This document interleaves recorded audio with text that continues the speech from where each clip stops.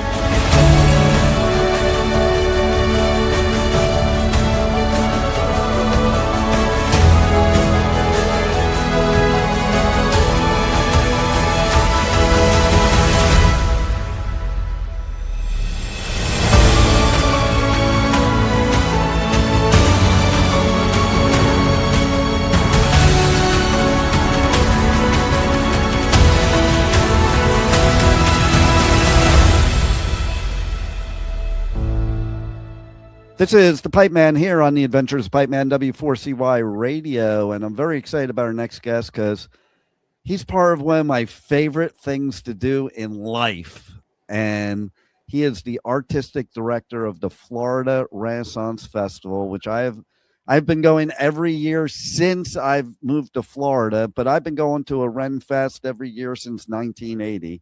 So let's welcome to the show, Chris Leidenfrost. How are you? Hello, Pipeman. How are you, sir? I'm doing great.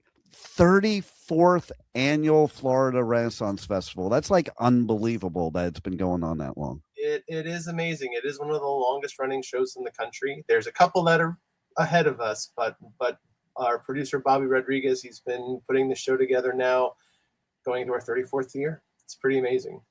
That is pretty cool. So tell us, you're in your costume shop there.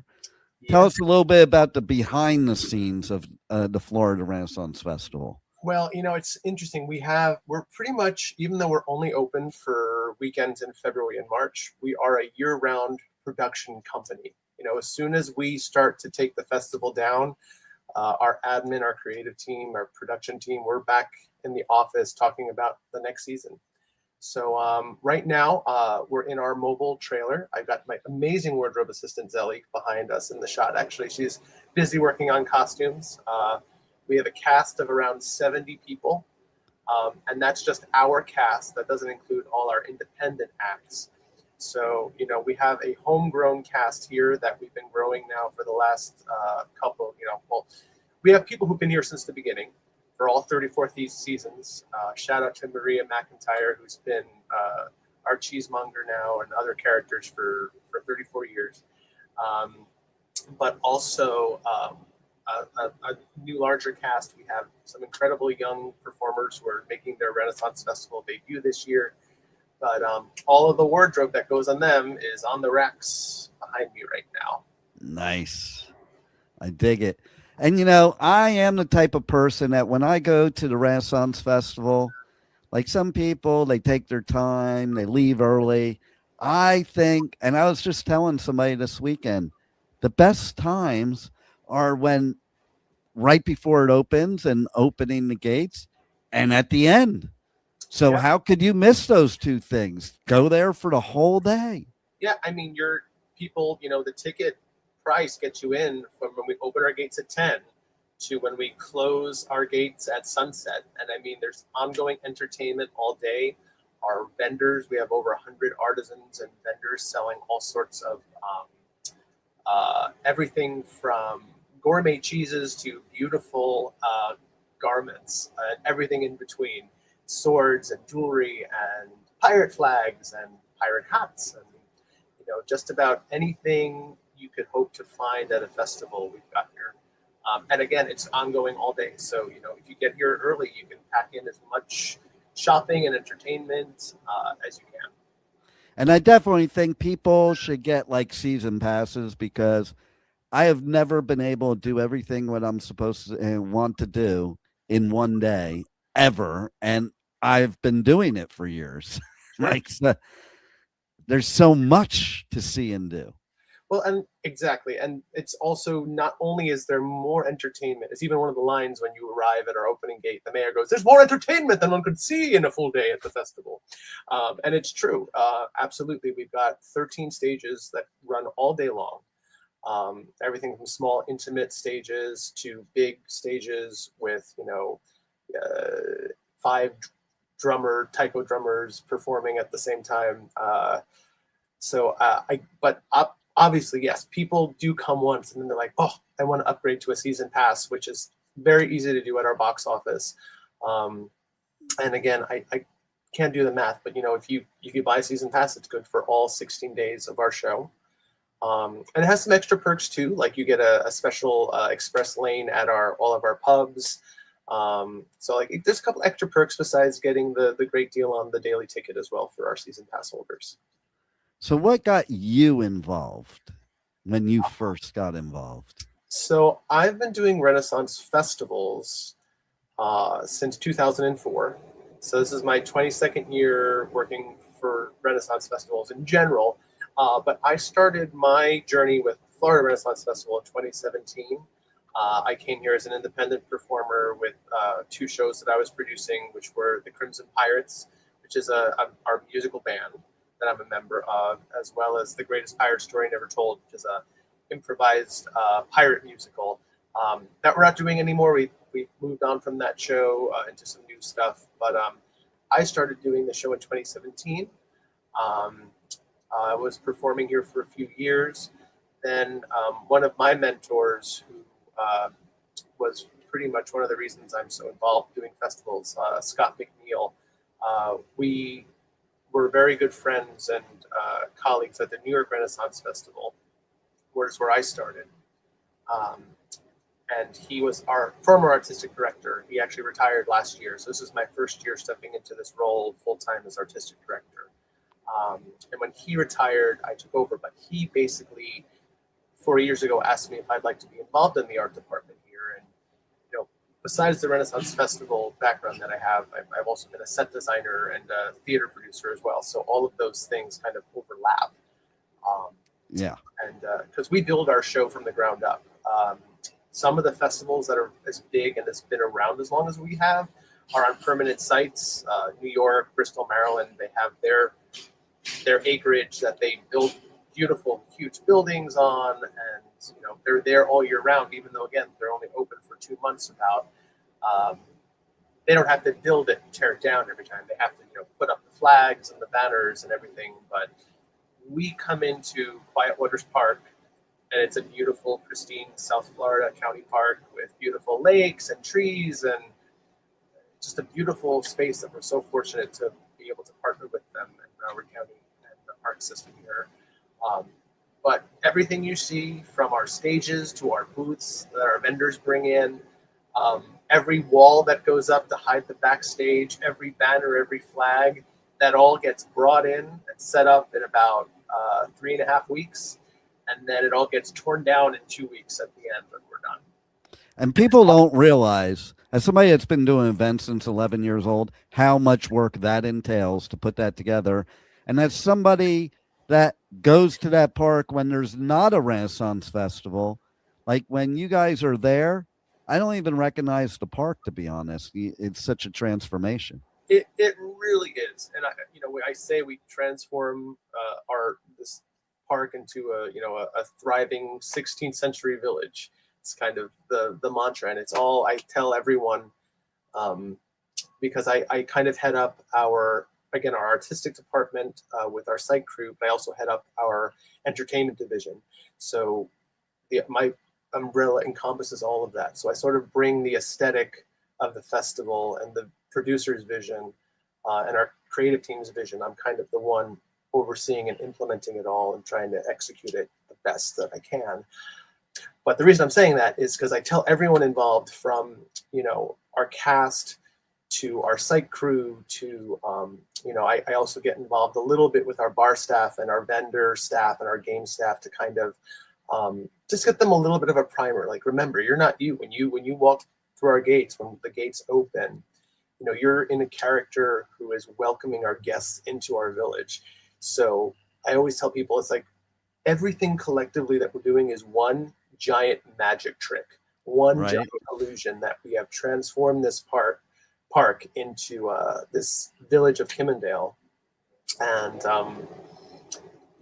if any one of those parts of the illusion fails, the crack in the armor, but we've got an incredible team. We've been blessed with a really incredible team across the board. So that magic trick is alive and thriving and well. Nice. And it certainly is. And now you guys have themed weekends every weekend, which is so cool to me. And I was there on Cupid's weekend. Yes. And I'm thinking, well, I don't think I've ever been on Cupid's weekend, so I'm going to try that this year. And I love how people, like, it amazes me more than any other type of event out there, how people get so in character for the different weekends. And I'm not talking about the people working there. I'm talking about the people attending. Yeah, absolutely. So, we wouldn't have been around for 34 years if we didn't have wonderful recurring patrons and guests who've been coming since the beginning. We had our industry in general was very fortunate that after COVID, that year that everything started coming back, people were looking for things to do, but things more outdoors, because you didn't want that cross-contamination kind of thing. It was such an unknown time. Thank God we're moved past it.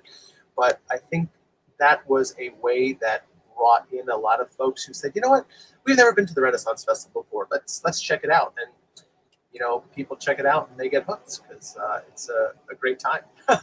Absolutely.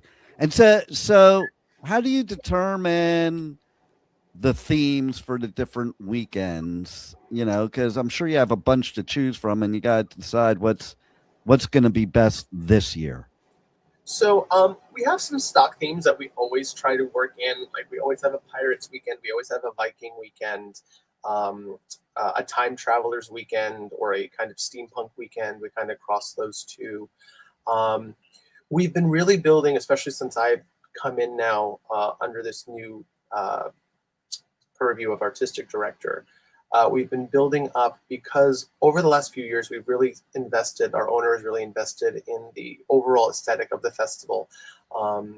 So we're really now trying to we have a big, beautiful Viking themed area and a big, beautiful pirate themed area.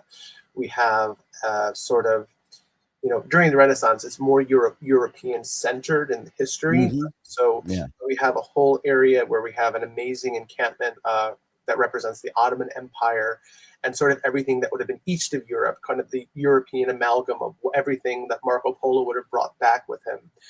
So we have an area kind of themed around that. So we have these themed areas that we use to build the weekends into as well.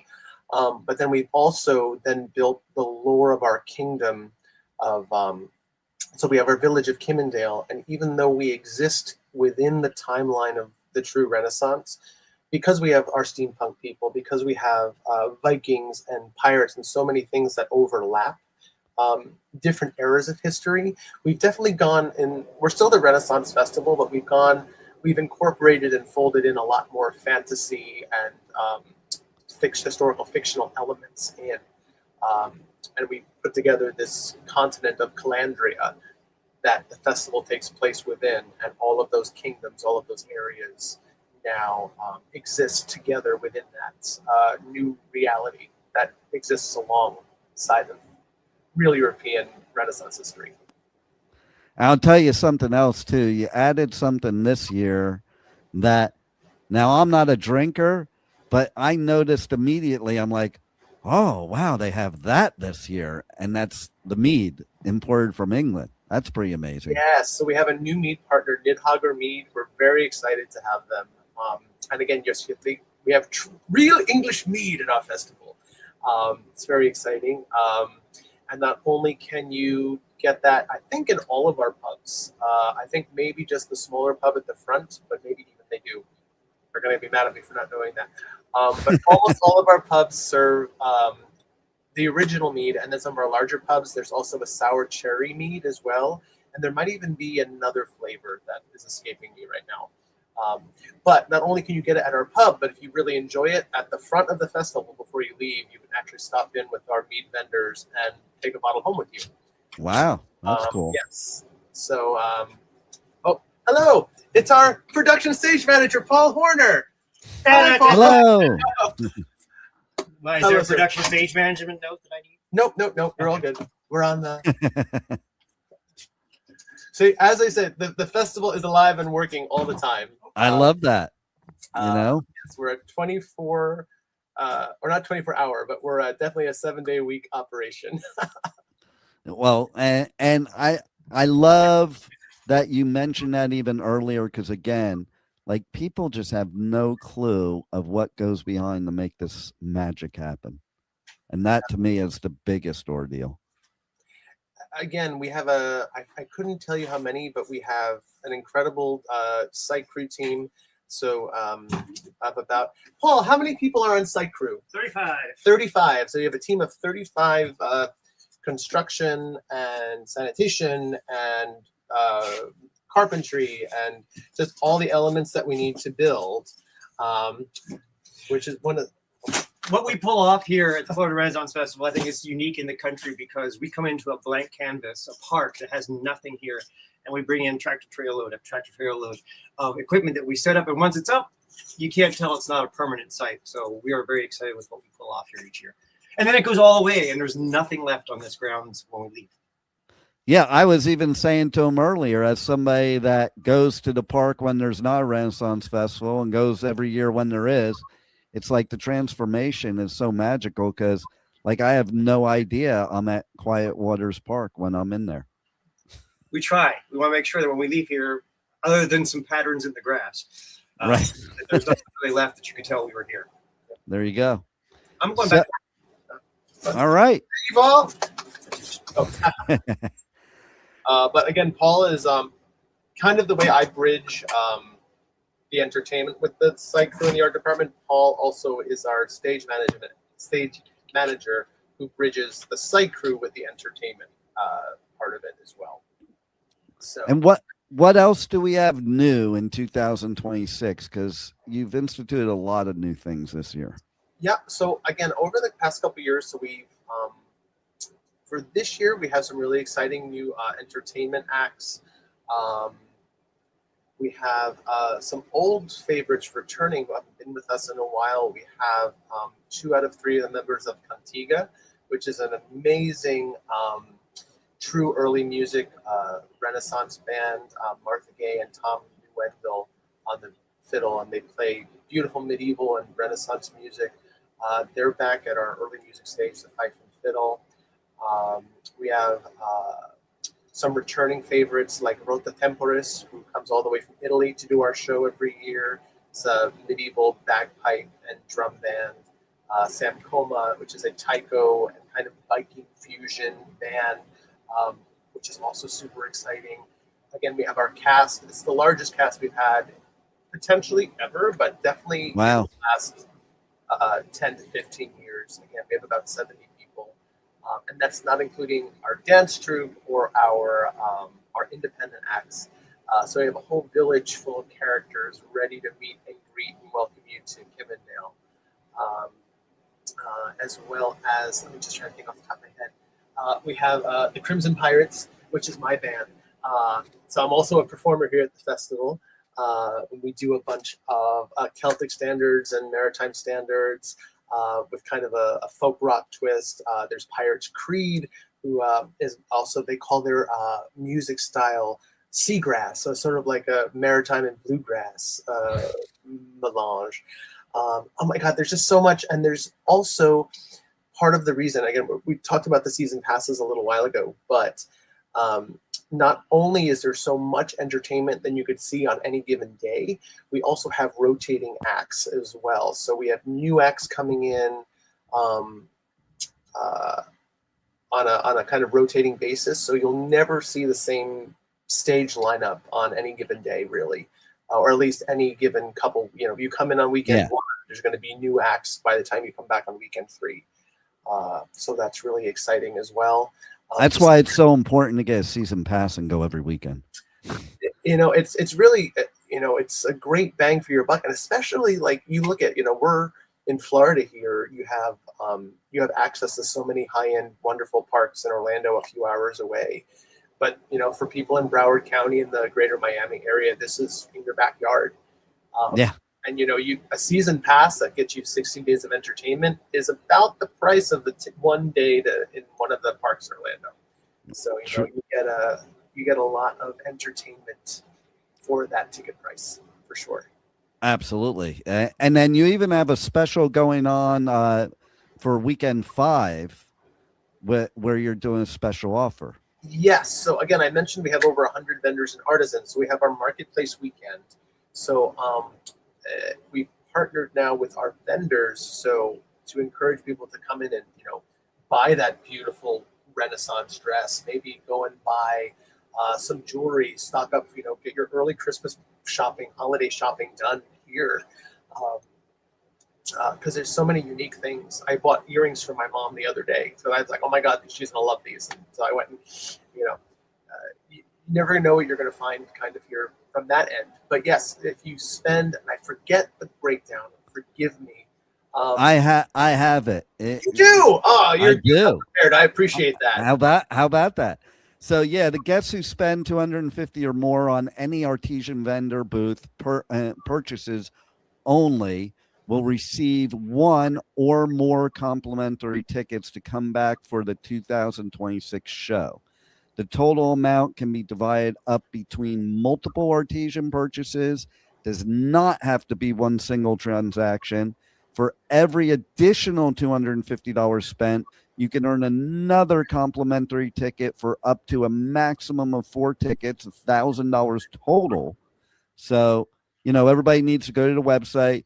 Go to renfest.com. That's ren-fest.com/events, or just click on the events tab and then what's new. And you can take care of that special weekend and haggle if you dare. Exactly. Yeah. And I mean, again, like I said, if you want to get your holiday shopping done early and then you get some tickets to come back and join us again, it's a great promotion that helps the show, helps our guests, and also helps our vendors to, sell some of their beautiful stuff. My favorite thing to buy at the Ren Fest that I look forward to every year is the weapons, because I'm a person, I don't own a gun, I don't want a gun, but I do like cool weapons that are unique, and so I love going to different vendors that have all the different weapons. And, listen, a Renaissance gun, I'm good with. But and swords and all the different knives. I have this thing, it goes on my finger and it has a blade on it. That thing, I didn't realize how dangerous that could do some serious damage. I've made myself bleed with it. Just don't have a cold when you're wearing that. I know, yeah, you can't be doing that. And then I like the damn, I'm drawing a blank right now. Where you have the stick with the ball with the spikes on it. Oh, a flail or a mace? Yeah, a flail has the chain, and the mace is just on the stick. Yeah, I like both of them actually. I like those unique weapons that could do serious damage that I probably wouldn't damage anybody with.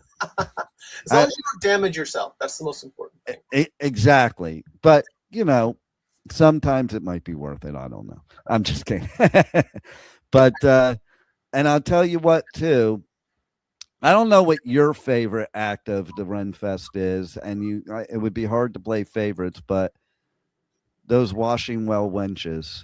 Oh my God. Oh man, I mean, they are an institution for a reason, and you'll find them at almost every festival in the country. We're very fortunate to have an amazing duo of cousins.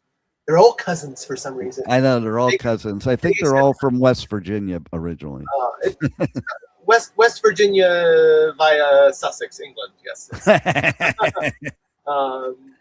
Yeah, they immigrated from Sussex, England to there. It's very possible. It's very possible. You never know. We have one of those shows that's, again, one of the things that I fell in love with the festival back when 22 years ago. there truly is something for everyone here, because we have everything from the Washimo Wenches, real beautiful, broad, comedy-style comedy, and you know, a little innuendo, but you know, enough that it'll go over your kids' heads if you go see them. We have the jousting on horseback, to amazing music acts. Again, we have everything from, you know, singing pirates to true Renaissance music. We have we have Cantiga coming in next week, but this week we have the final weekend of the Harper and the Minstrel, who play so many different period instruments from the Renaissance era, as well as a merry noise. They're a Renaissance woodwind, you know, and they have everything from the little tiny recorders to the big contra bassoons of the era. And it's just there's so much to see and do here. I love the brass. What's it called? The brass. The Ivanhoe brass. Yeah, the big looks like a big ancient machine playing. Oh, the bells and all that. Yes. Bells to go, cast and runs. They're with us this season for the full run. It is. We have a line in one of our scenes where the Mistress of Rebels goes, "We even have the world's largest, heaviest instrument, something I know all too much about, the carillon of bells." So that is a full carillon of tuned bells that he plays 5 times a day, kind of right in the heart of our fair, a little back towards the joust field. Yep. And it's true. I always say our show has something from people 4 to 104. You know, you've got there's no reason you should come here at any age and not have a full day of entertainment and fun and adventure. Well, I do have a funny story from a couple weekends ago. Oh. And okay, the show says right outside it was R-rated, but I think there was a father that didn't see that, brought his kid in, and it was the guy that does the poetry. Arthur Greenleaf Holmes. Yes. Yes. And I will say, sorry, you go on. Well, he said something like right after he started. He said, "Are you sure you want your kid here?" And then, "Oh yeah, it's okay." And then he started finishing, going on whatever he was reading, and Dad got up and left because it was really, really good, but not for the kid. Yes. But we do have one stage that is dedicated as our R-rated tent, the Great Hall stage, where there is very risque but very clever acts there. So we just had, again, talking about the rotation of acts. So Arthur Greenleaf Holmes is with us for the run of our show, doing his unique brand of dirty ditties and poetry. But incredibly clever. I mean, he's been all over the country. He had several off-Broadway runs doing his work. He's a really amazing professional. And he gave that dad the out. That's all I'm going to say. He gave him the out. He said, "Are you sure you want to be here?" He did. Like, listen, it's your fault. Listen, if somebody tells you that, they're really telling you might want to leave. But on that stage, also this season, we've had Midwife Crisis, which is a. I loved that. You got to see her. Oh yeah, so she finished her run with us for this season, but I'm hoping we'll have her back next year. Now we have arriving Chase Treasure, which is 3 ladies of the court who, sort of like Arthur Greenleaf Holmes, tells us sort of dirty poems, but I remember them. Song. Yes. And then I don't know if you have it this year, but one of my favorites also is Christian Salter. Do you remember him, Christian Salter? Yes. So he's not with us this year, and I don't want to speak out of turn, but he's also a fantasy novelist. So I believe that part of his career has been taking off. So nice. Maybe switching gears a little bit, but don't quote me on that. He was making that transition before I became the assistant of entertainment here. So I don't know 100%. I don't want to talk out of school, but I believe it's all good things that he's not here. It's not like, like get out of here. No. And there's a lot of things there that are very similar to all that, which is what I love. It's like, it's that humor that really, you can't even define it as dirty humor because it's done so cleverly. Right. It's well, the art of innuendo, I think, is kind of what it really boils down to. And it No does, doubt. it is there is a sort of British humor slant that I think the Renaissance Festival Totally. apparently gravitates towards, that sort of Monty Python, Absolutely Fabulous, Faulty Towers, general sort of slightly more farcical and clever humor Yeah. that, we're our type of entertainment or industry is known for. Absolutely. So, is there anything we haven't covered that you want the listeners to know? My goodness. I mean, we touched about everything, but again, like in my mind, there's between the entertainment, if the entertainment starts before our gates even open, our opening gate scene starts to welcome the guests at about 9:48 every day. And the entertainment doesn't stop until we're waving goodbye to everyone at the front, that same gate as the sun is setting. We have, we have everything from jousting and stage combat to those clever, more adult themed shows, to music of every sort of genre. Again, from folk to true Renaissance and Celtic music. We have a new group this year called New Minstrel Review, who's been around forever, but we haven't been able to get them down here. We finally got them down here. Nice. And they're an incredible trio, doing all original sort of folk and kind of bluegrassy music. Just incredible stuff. And from that, and then not only that, but we have the vendors, and we also have the food and the beverage. Like we have 7 themed pubs. So the pubs aren't just walking in and like buying a beer. They're all themed to their areas. So we have the Black Wolf Pub, which is our beautiful Viking themed pub. We have the Crossroads Pub, which is our beautiful pirate environment. It's very environmental. You walk in and there's sails and netting and everything. You walk inside, you feel like you're inside of a shipwreck. And then there is the Mad Tentacle Society Pub, which is in our steampunk area. So there's all sorts of steam tanks and pipes and everything, putting that bar together. And so everything you kind of are walking into is an immersive environment to make you feel like you're part of this village and this area. And of course, oh my goodness, our owners would never forgive me if I didn't mention our champagne bar. So we have a champagne bar also in the pirate area with Prosecco, as well as all sorts of sparkling wine cocktails, which are a lot of fun. And it's even, we have a character who owns the champagne, Madame Jacqueline Sancerre, and she will be so happy to greet you and offer you a glass of champagne. Yes, I was there. It's amazing. And I'll tell you what, my favorite part still to this day is the end of the day where you have both the pub sing and then out in the middle with the music and the dancing, out in the middle there at the end. Like, I just love that. Like, I sit there, even this last time, I'm watching people leave. I'm like, how it's like leaving for the encore band at a concert. Like, what's wrong with you?